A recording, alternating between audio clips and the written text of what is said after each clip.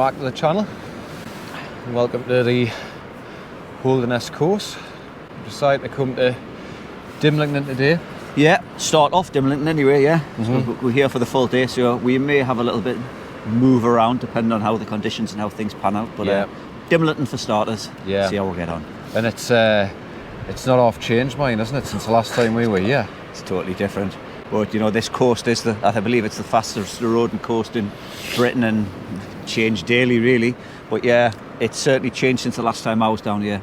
But it has. It's almost like, other than where the get down is, we fished high water for hounds and stuff in the summer. That doesn't look possible now. So it's incredible the rate of erosion, as you say. So yeah, we're going to fish 2 down, maybe 2 up here, see how it goes. The tides for the southern end beaches is a little bit bigger than what would ordinarily fish, isn't it? Yeah, it is. So we're saying in the car it might be a roll of the dice, but so far, touch wood, there's no weed. Sea's nice and flat. There's loads of colour. It looks, dare I say, pretty good. Yeah, just we've got to hope the fish is there now. But like David said, yeah. The thing is, when Dave and I come down here, we're normally just blessed with the wrong conditions, aren't we? But this is pretty much perfect, really. So, it is. And if the dreaded weed stays away, you know, fingers crossed, we should be onto something. But definitely, it's not bad at all. So we're going to, as I say, 2 down, 2 up. There is a gully behind that's going to cut us off at some point. So we've just got to be a little bit careful. And it is quite lumpy when we're walking over, so it's not the sort of thing you want to be doing up here, wasting water. But especially not for me, because I know I've got a small hole at that area in my wader, so I'm certainly not exposing that in water. No, definitely not. So, gear, what are you going for? So I've gone for my T800. I haven't used it for a long time, because obviously I've been up in the northeast coast on the heavy ground and the rocks, so I'm really looking forward to, I've got it out now. You know, it's just such a lovely rod to use. It's with that glass tip, and it's perfect for these kind of conditions where you can get a bit of a heavy undertow here, so you can get a bit of pull with the tide, quite shallow, and it's just that glass tip just sinks into the pull, and it just really holds. And I've also decided, so I don't know how this will pan out today, but I've went back to a multiplier and mono, which is something I don't really fish with a lot these days. With, you know, the modern technology of fixed spools now and modern braids, it's kind of revolutionised everything. But mono does have its benefits still on conditions like this. Definitely. We'll see. I'm holding really nice, and it was really nice casting it there. It's, you know, I've never used for a while. But that's the casting special. It's the casting special, but we obviously know how multipliers can go very quickly. So we'll see how we get on. And I've got a fixed spool in the box just in case. But yeah, up to now I'm quite enjoying it. Yeah, it's sitting very nice in the tide there. It's just nice bringing it in. So yeah, perfect. So T800 and the casting special and terminal tackle wise, I'm just going for straight pulleys, and I'm just going to mix it up a bit. So I've got a pulley with 3 oars. For the bigger baits, which is basically going to be your carp and your squid, and then I've toned it down just to 2 oars with a little 2-oar circle, and that'll just be for the worm bait. So I'm just going to alternate worms, crab, worm, and just see how we get on. Yeah, nice one. I've taken a bit of a gamble. I've stuck the thin braid and fixed spools. So far, so good, as Gary says. The glass tip and the T800's perfect for it. I'm not winding down hard either. I'm leaving a big bow, just to kind of almost use a bit of an uptide principle, and so far with 6-ounce lead it's working fine. So same, I'm just going pulleys. I'll sometimes go loop rigs when I come down here, but I'd say it's out of pure tactic, but it's not. It's out of pure lack of preparation. so I'm just going for pulleys just because that's what I've got made up. I'm using the Trident Start-Right rig bodies, which are great, so really all I need to do is tie hook length. So it's height of laziness, really. Well, why not? If it's easy and it works, exactly. Just do it. Keep it simple. So yeah, same as Gary, we've got worm, rag, bit of bluey, squid, coral, which I had to make some bandages up last night, and it was a pretty horrible job. I'm sure I can be more efficient next time, but anyway, different story. So we're a couple of casts in fact we're not, we're first cast in. Conditions are good. The wind is building even as we speak from the south, isn't it? Yeah, you can feel it. It's due to get up to about 20 by about midday, so it is picking up. It's about 5-6 degrees. It's all right. It's not too cold. But we've just got to hope it doesn't build that sea. It was only supposed to push it to maybe a couple of feet. Yeah. So It might pick up a bit though when the tide turns and starts pushing from the north and you've got wind over tide, but we'll see. You never know. Just got to hope the weed doesn't come on. I think that's the key to the Holderness, is that dreaded weed. Yeah, because when the weed comes on, and it can come on here horrific, it can just be game over, can't it? Definitely. So up to now, touch wood, there's no weed. Yeah. Long may that continue while we're down here. So. Definitely. I think from speaking to one or two of the locals, it can be a southerly wind that can promote it a bit, but you never know. If the tide's pushing against it, it might keep it at bay. So fingers crossed. Hopefully we'll come back to you with a fish.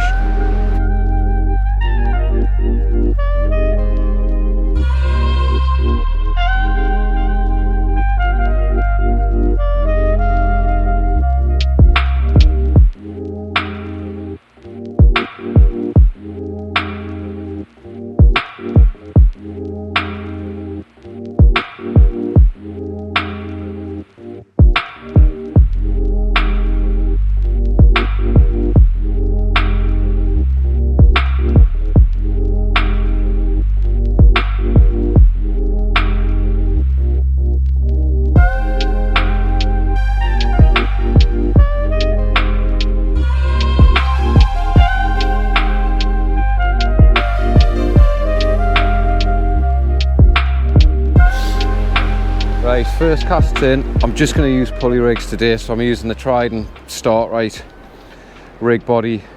Got one of the roto clips on the bottom, and we're using £60 amnesia for me snoods, because cod, and especially whiting, do have teeth, and there is the odd little snag and stuff out here and a bit of rougher ground. And I'm just using fairly small but very strong Cox and Roll little sort of chinook hooks. This has just got 2 blow lug and a tiny little bit of rag, and I'm using 6-ounce sinkers on both. Usual aero pulley on the top, and with the aero pulley, the way it's designed, instead of using like a breakaway, I'm actually using swivel. I'll just get my coat out of the way so you can see that, straight onto my main line, which is what these are designed to be used with. So anyway, let's get this one out into the drink and see if there's anything about. Just see like a little bit of a tie line out there. Conditions today are perfect. There's barely a foot and a half of swell. Southerly wind is picking up a little bit, but at the minute it's pretty good.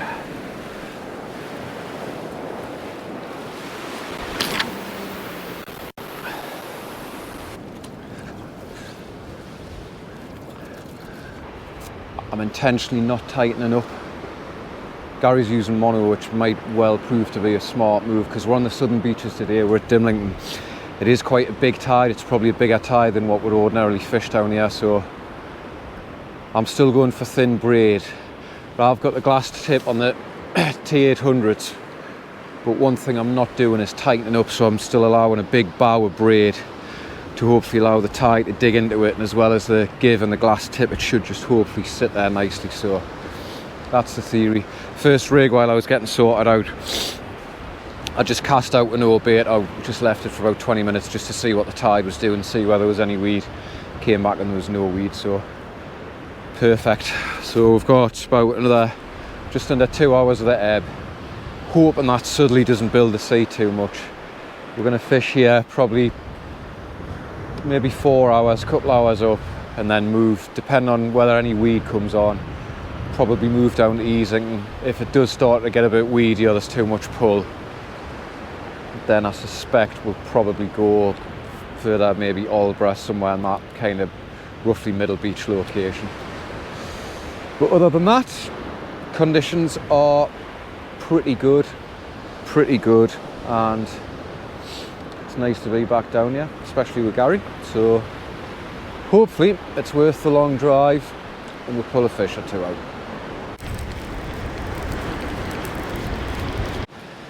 Well, along with the wind, we've also got a little, dare I say, unwanted guest in the form of a seal. Probably just a young one, but I mean, he is very, very close. You can just never get away from them, can you? So all I'm doing on these pulleys, a couple of little blow lug, and I like to just tip it off with a section of rag. Get that tied up, and that's a lovely, I need to put that pennel in, but that makes a nice streamlined bait that you can just send out there. The wind, element of westerly in it, so it is aiding casting a bit, which is never a bad thing down here. Yeah, I think there's a, yeah, got a bit of weight on you.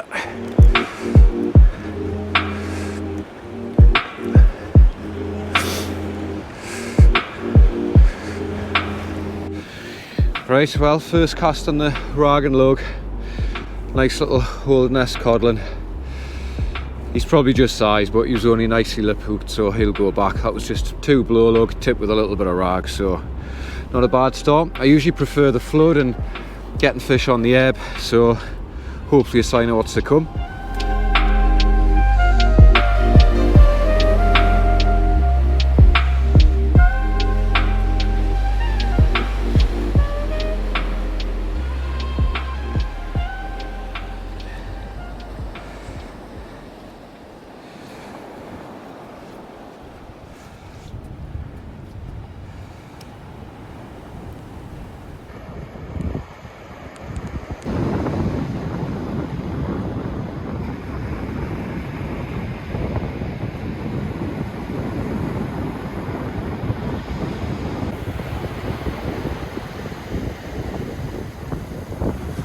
Well, first little fish.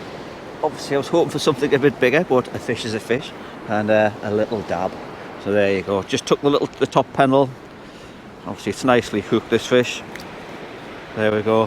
Hooks out, and this little fella will go back, no problem at all. So we'll just get it back. God.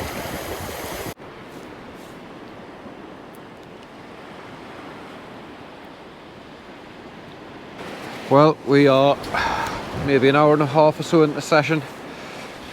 Got about half an hour at the bottom water, and as I was saying earlier, there's definitely quite a defined reef that's run along in front of us. It seems to tail off where Gary is. There's a little bit of it in front of me, but luckily where we are, you can get over the back of it, so not a bad start. I've had a little codlin, Gary's had a dab, and usually I find that this place fishes better on the flood anyway, so to get a fish on the ebb, certainly a bonus.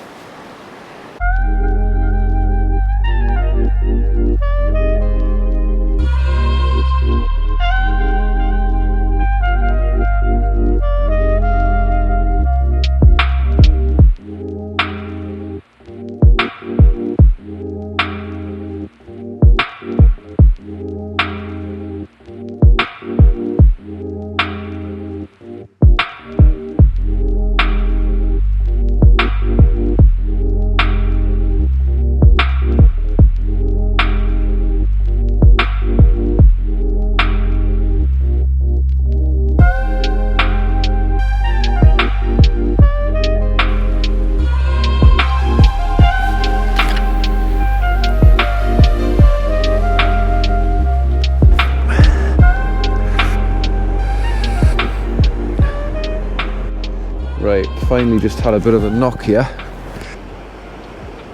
and of course pick your rod up and nothing. We're just saying there's loads of tide ripping through here now, which is obviously good. No weed either. No, give it a minute.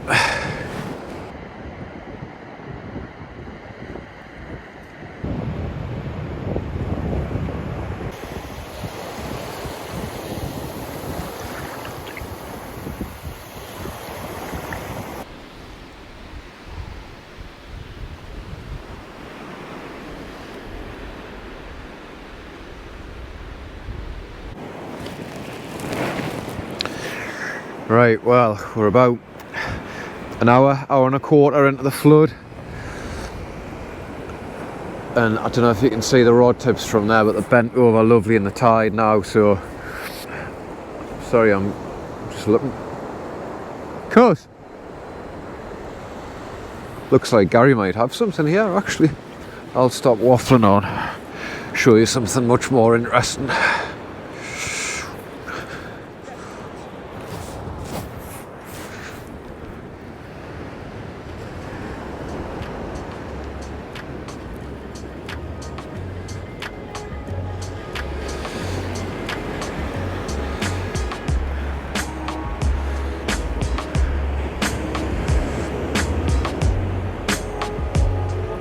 Yep.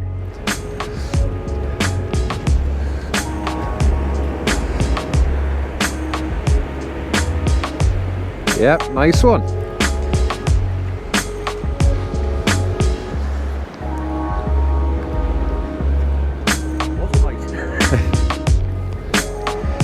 Fish number 3.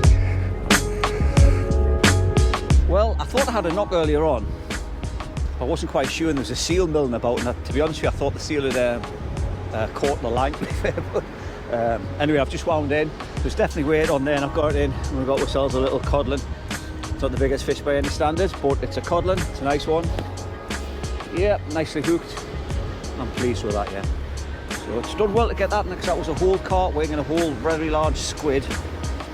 Didn't cast it far, just lobbed it in front of us really. It looks like there's a bit of a channel sitting out there, so I thought I'll just stick it in there, and yep, there we have it. So yeah, pleased with that.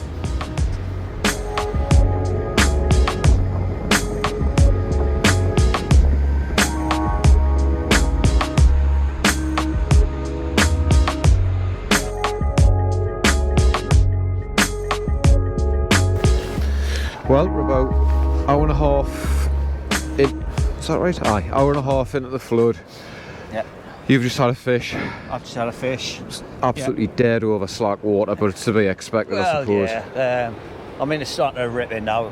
We're moving back quite frequently with the tide pushing in. Yeah. You can feel it. It's, you know, we're getting pulled with the lines now. It's still fishable, mind. It's certainly not too much, is it? The undertow. No. And yet again, touch wood, that dreaded weed is just not here at all. Like, no, coming back clean as a whistle, which I think is a massive bonus here. I don't think I've ever fished here in such clean conditions in terms of weed, Yeah. especially this far south on a big tide.